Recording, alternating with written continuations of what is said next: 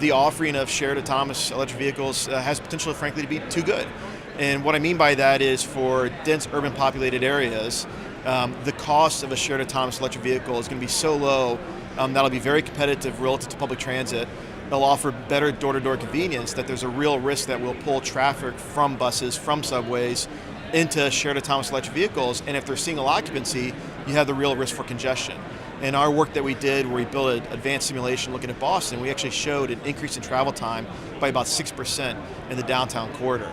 For us to optimize mobility, we need to get to an integrated, seamless solution, whereas a customer has one app that they can use to book a trip that's going to be optimized for travel time, and that can consist of walking, bicycling, scooters, ride sharing, or transit. But you need to have that app that provides that seamless transparency to optimize the trip, and also one-stop shopping for it to actually book a ticket.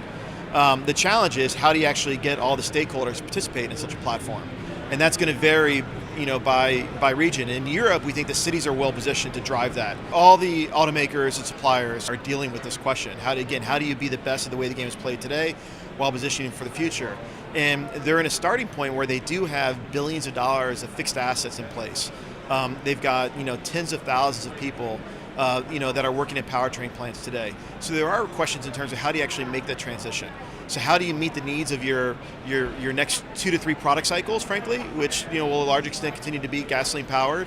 How do you actually then manage the transition from your legacy fixed powertrain assets to new battery electric assets or other new mobility assets? And then how do you actually manage the transition for people?